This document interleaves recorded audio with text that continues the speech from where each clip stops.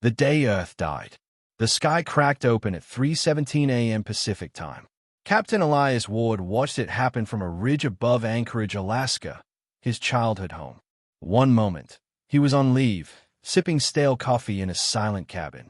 The next, the sky glowed a deep violet as the orbital fires began. There was no warning, no demands, no declaration of war, just heat. Blinding, city-melting heat. The first beam sliced through Anchorage city center, carving a molten scar through high-rises, roads, and lives. Buildings collapsed inward, swallowed in light. Elias's comm implant buzzed with panic, military channels overwhelmed by screaming officers and static. As he ran toward the blast zone, a second beam punched through the mountains behind him. The shockwave hurled him off his feet. He landed hard, winded, his coffee cup shattered beside him, insignificant in the face of apocalypse. Above, Thalzar warships blotted out the stars, sleek, obsidian crescents drifting in low orbit, death incarnate. He recognized the silhouette. They weren't pirates, not some rogue faction. They were the Dominion, the Thalzar, the same empire humanity had signed neutrality treaties with. The same empire that had once shaken hands with Earth diplomats on orbital stations. And now they were burning everything. Elias scrambled back to his feet. He knew the blast radius. There would be no survivors downtown. His sister lived 3 blocks from the library dome. His hands shook. No signal. No messages. Just silence. He turned toward the evacuation point, only to see the shipyard reduced to slag. Dropships never got airborne. Civilians didn't stand a chance. Then the voice came, broadcast across every frequency, every satellite, every screen. People of Earth, you are no longer necessary. This was mercy. You may grieve what you lost, but know that your existence was obsolete. Your world was inefficient. Our cleansing is complete. Mercy? Elias stared at the horizon. Fires rolled through the forest like tidal waves of flame. Wildlife fled only to collapse in the smoke. Clouds thickened with ash. The earth bled, and the Thalzar watched dispassionately. He activated his emergency uplink. Somewhere, someone had to be fighting back. Command, this is Captain Elias Ward, 5th Special Recon. Anchorage is gone. Dominion forces are performing full planetary sterilization.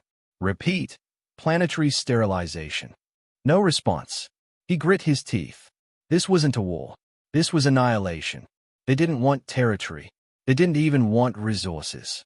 They wanted erasure. But humanity wasn't done. Not yet. He retrieved a scorched data drive from his belt, one of the last intel packets from the Anchorage node. If he made it off-world, that data might matter. He looked once more at the burning horizon. I don't care how big your empire is, Elias muttered, voice low and cold. You picked the wrong species to bury. And with that, he vanished into the smoke. From ashes, we remember, Elias Ward didn't die on Earth.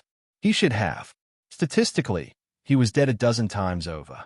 But statistics never accounted for stubbornness or vengeance. He escaped Earth in the cargo hold of a derelict survey vessel, its hull blistered and cracked by orbital heat.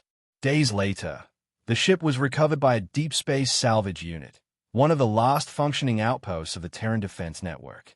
There weren't many of them left. The survivors scattered across moons, asteroids, and fringe colonies. Earth's colonies on Titan, Mars, and Europa became the new refugee camps. Broken remnants of military fleets limped into orbit, bearing wounded crews and melted hulls. Humanity had been gutted, but not killed. Elias became something else in the years that followed. A ghost soldier. His record erased. Name buried beneath Black Class encryption. He led raids, sabotage runs, intel recovery missions, whatever it took to stay one step ahead of the Thalzar. He didn't speak of Anchorage. Didn't speak of his sister. He carried the loss like shrapnel in his soul, always cutting, never healing. But humanity remembered. In the frozen vaults of Mars, engineers reverse-engineered Thalzar weaponry, turning their own plasma tech into something leaner, meaner, human. On Europa, scientists developed AI warframes, capable of independent combat with no risk to human life. And on the asteroid base codenamed Hecate, Elias stood before the War Council. They weren't politicians anymore. That era had burned with Earth. They were survivors, fleet captains, cyber warfare leaders, guerrilla tacticians. What remained of humanity's strategic minds? "We're not rebuilding," Elias said, pointing to a rotating image of a Thalzar shipyard. "We're not negotiating. We're not surviving. We're retaliating." There was silence. Then nods. One by one, hands rose in agreement. It began slowly. Stealth drones sabotaged Thalzar fuel lines. Slave processing centers were turned into smoking craters.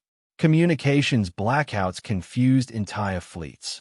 Thalzar commanders reported phantom ships in sectors long abandoned. Terran ghosts, they called them. And behind it all, Elias orchestrated the chaos. He forged alliances in the dark. Other species who had suffered under Thalzar tyranny. The insectoid Kaval, the crystalline Valari, the nomadic Karari. The enemy had ruled with brutality for centuries. Now, those who once knelt prepared to rise. Humanity didn't offer freedom. They offered revenge. A coded message spread across the network. They burned our world. We burn theirs next. In the dark corners of the galaxy, war factories came to life. Orbitals hummed with energy. Mines produced not metals, but weapons. Humanity's fury wasn't loud. It was cold, patient, and methodical. Elias stood aboard the Ravager, the first of Earth's stealth battleships, forged from salvaged Thalzar hulls, armed with human spite. He looked out the viewport at the void. "Phase 1 is done," he told command. "We've survived. Now we teach them what extinction really looks like." The signal was confirmed. War had begun. The Empire cracks. The first official strike was small. A Thalzar patrol station orbiting the mining moon Arches vanished in a silent flash. No warning, no demand, no trace. The Dominion called it sabotage, internal rebellion. But Elias Ward knew better. It was a test, and it worked. Within weeks, more Thalzar outposts were hit, always fast, always clean. Human stealth ships, invisible to Dominion sensors, laced star lanes with quantum mines. Cargo convoys carrying critical resources disappeared into sudden implosions. An entire slave processing colony revolted after receiving encrypted instructions from a Terran signal. The Thalzar weren't afraid. Not yet. They were confused. They believed Earth was dead. And in a way, it was. What remained wasn't the old humanity with diplomats and restraint. This was the version born from ash and memory. Elias sat in the dim war room of the Ravager, reviewing reports. His cybernetic eye tracked casualty counts, resistance cells, data leaks. Every operation was a blade pressed deeper into the Empire's ribs. "We've destabilized the Toshan corridor," said Commander Imani, tapping the galactic map. "Half their fleet's pinned on internal security. They are chasing shadows." "Let them," Elias replied. "The longer they chase ghosts, the more we bleed them dry." One of the resistance leaders, a Valari named Horn, shifted in his crystalline armor. "You are not like other species, Terran. We fight to survive. You fight to destroy." Elias didn't correct him. On the planet Javex, human operatives rerouted a sun siphon, causing the artificial star to overload. The resulting flare incinerated an entire Thalzar fleet in orbit. On Karun Prime, a human-led rebellion stormed the Thalzar garrison and broadcast its execution live across 6 systems.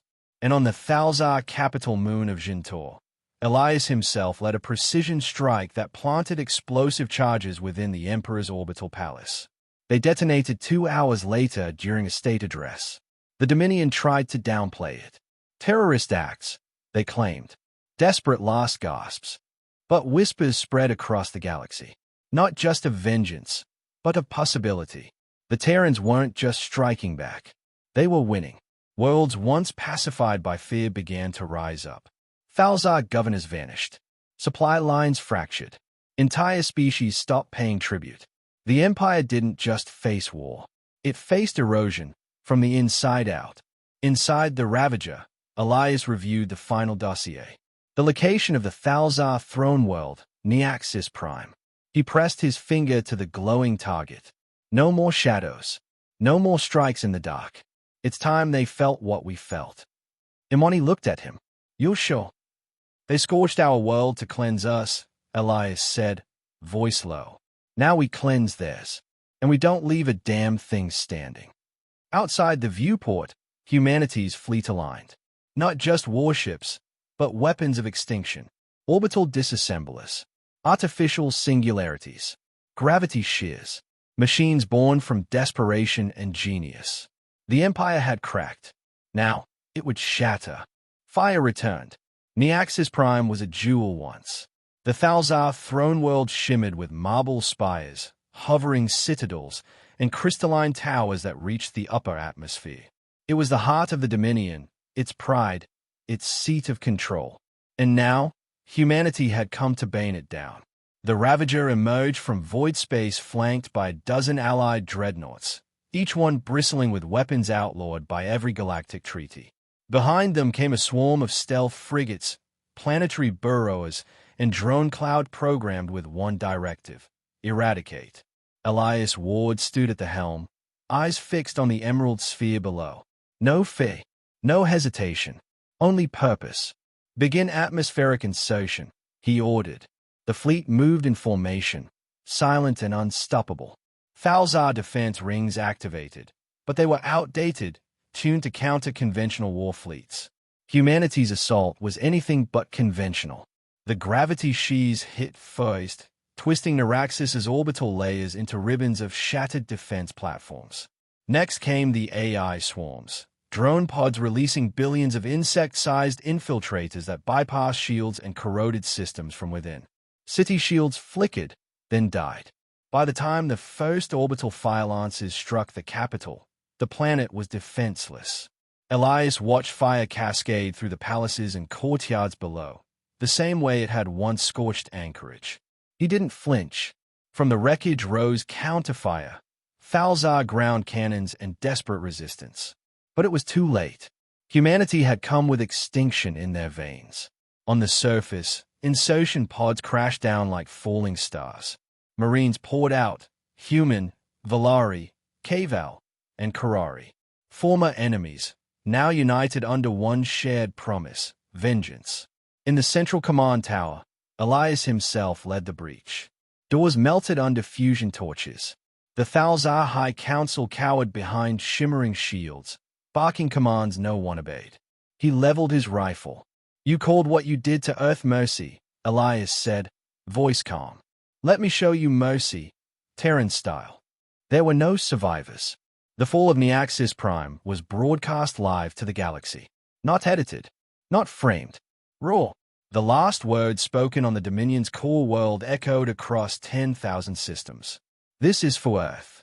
And then the palace exploded in a white-hot bloom. After the battle, silence. The Thalzar Dominion collapsed in weeks. Without command, without fear, the core species broke away. Slave systems revolted. Puppet governments turned on each other. Humanity didn't build an empire in its place. They didn't want one.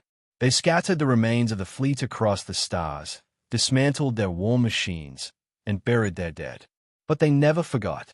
Elias stood once more on Earth's surface, a blackened, cracked scar of a planet slowly reclaiming life. New sprouts broke through ash. Skies were clearing. Oceans beginning to heal. He knelt in the ruins of Anchorage and placed a metal marker in the soil, a burned nameplate from his childhood home. They burned our planet, he whispered. We burned their empire. And humanity, scarred but unbroken, looked to the stars, not with hope, but with warning.